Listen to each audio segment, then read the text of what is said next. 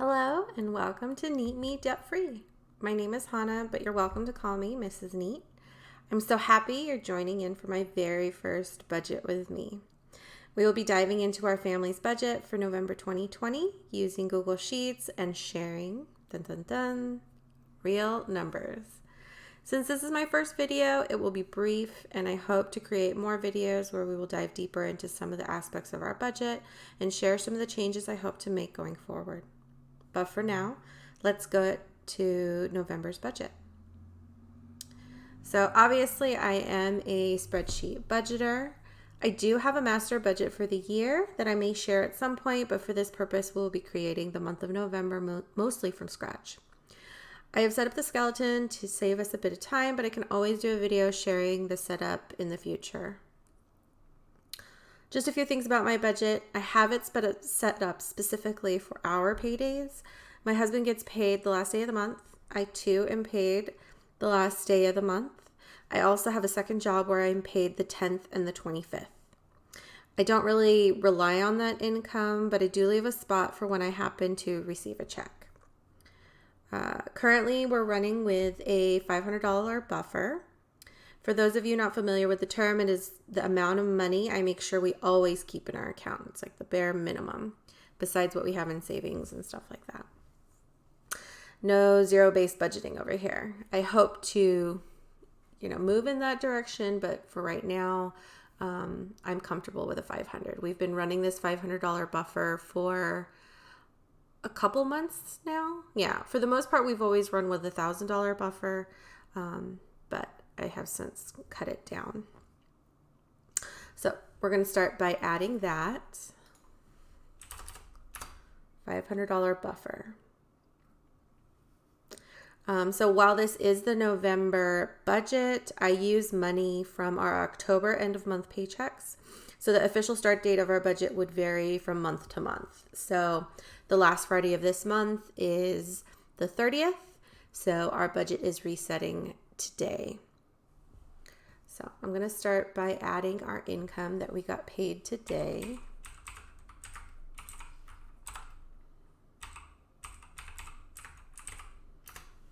So I like to use formulas.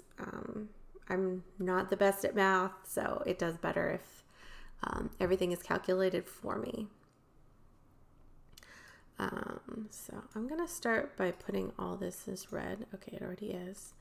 And I'll put all the numbers in and then we'll talk about them.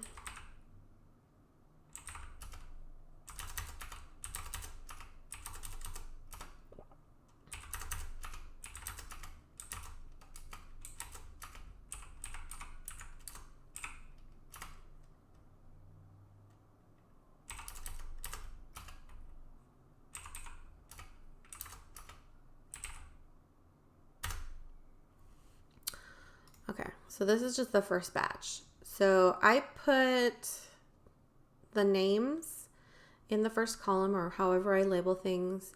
And then this second column is either the day that they come out or the day that the bill shows up and the due date. So we'll talk about each line item as we go through. I do have them in order because I do like to see my budget in chronological order. Pretty much everything from house to house savings will all come out today, and we'll be sending that money where it needs to go. And then everything else is kind of spaced out. And so that's why I do have those paychecks for the 10th and the 25th, just in case I do have some income. But again, nothing is promised. So with that job. Okay, so our house, which is our rent, we are renters currently, is $1,545. Sinking funds is $600. I move $600 every month into a savings account. Not a high yield, nothing fancy. It's just a savings account associated with our bank account. And I'll do a video explaining how I do sinking funds. It might be slightly different than what other people do. So yeah. Allowances, me and my husband each get $100 each month. Groceries, we don't do cash envelopes, but we do have a separate bank account where I move our groceries, our eating out, and our gas for our 2 cars all into that account. And our groceries is a little bit high. I'm working on whittling it down, but you know, that is like my one true sore spot in our budget. I just really struggle with controlling our eating out and our groceries. And maybe I'll do another video kind of elaborating on that.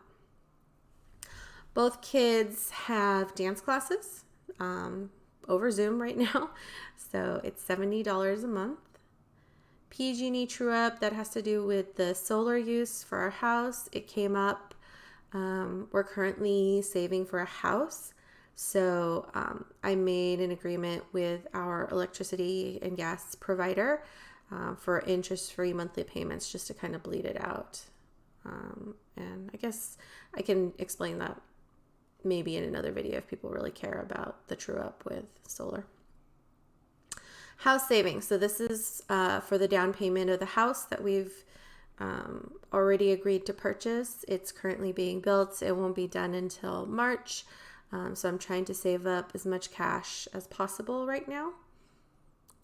So this month we'll be putting $4,000 into our high yield savings account for our new home. Life insurance, $67 a month for my husband. Pest control, $30 a month. And our water and trash, this one is a variable one. I budget for $120, and then when I get the bill, which you can see here, it comes on the 7th, I will adjust this amount, and then the difference will get transferred over into our high yield savings account to be distributed in our buckets. We use Ally. So I do have 2 dates here. 7th is the date that the bill comes in. I always pay the bills right away. We're kind of at that point in our budgeting. But I do have the due date just in case I do have to make some adjustments. So with this job, I get paid the 10th and the 25th. And the pay period for the 10th is the 16th through the end of the month. And so we're at the end of October right now. So I already know what I will get paid for this 10th paycheck. So I will get about $580. Oops. Pink. And I want it red. Oh no, I want it green. And so you'll see it does the math for me. Our Comcast bill, that's our internet. PG&E is just our normal monthly bill. That's really high, but I haven't adjusted what I budgeted for it. So again, this is variable, just like our water bill, water and trash bill, and I will move the difference over once I get the actual final numbers. Netflix, we pay $12.99. Disney Plus will be due this month. We pay annually, and so it's $69.99, I believe. Yeah. And that's on like an auto debit, and so it'll come out on the 22nd. So these automatically debit, and so I just write down the date so that I know to make sure to have the money in there. Our renter's insurance is going to be due this month as well. We pay annually. Last year's bill was $84.63, so I'm just going to keep it the same. And so like I said, these I don't put the money in unless I know what I've worked. So far, I haven't worked any days for the pay period for the 25th, so I'm just going to leave it at 0 for now. And that pay period is the 1st through the 15th. If I happen to pick up any days that week or during that pay period, I will add that amount in. The kids have a $50 allowance that we reconcile at the end of the month. And so I budget $50 for that. That's $25 for each kid. We have 2 kids. Our Verizon bill is our cell phone bill for just the 2 adults. and I budget 103, which is a little above.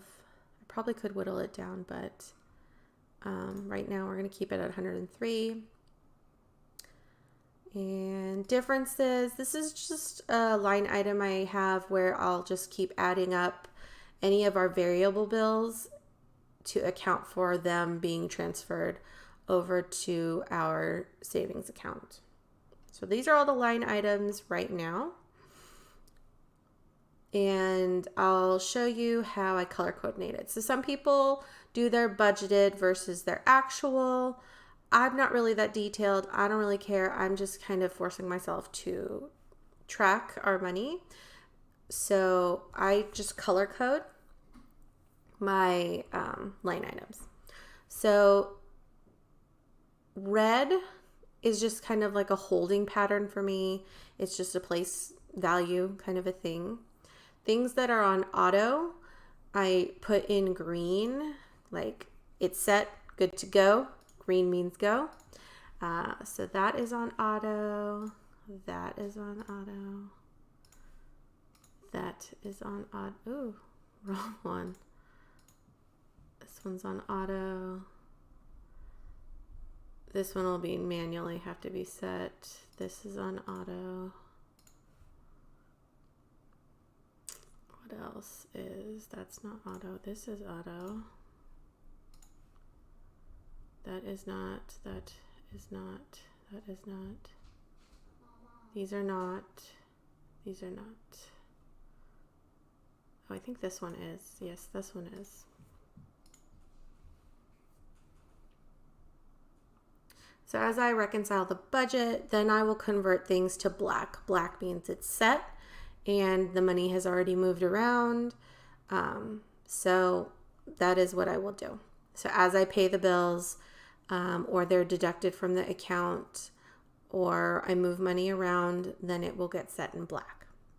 And so what I plan to do with you guys is probably after the 10th or close, or maybe on the 10th, I'll make a video updating our budget and just kind of how I adjust things going forward, things that we move to be adjusted. We'll go over all that. But you can see right now we have a surplus of over $17,000, and so I like to only leave a $500 buffer, and this is where I can kind of manipulate my numbers. So I over budget for our variable bills, so this gives me the opportunity at the top of the month to just move things automatically to savings. So what I'm going to do is I'm going to increase this. Let's see what it does. We still have $1,200. I'm not really comfortable, especially because it's the holidays. Things may come up and we're actually planning to travel this month. I'm just going to leave this at $1,200 right now. And then, you know, when we get through the 10th, when we get through the 25th, when I see how much I end up working at my other job, then we'll make some adjustments and move some additional funds. But right now, I'm pretty happy with where our budget is and where things are going. Thank you for following along. Leave some comments. Be kind. Again, this is my first video, but I'm looking forward to sharing some more going forward.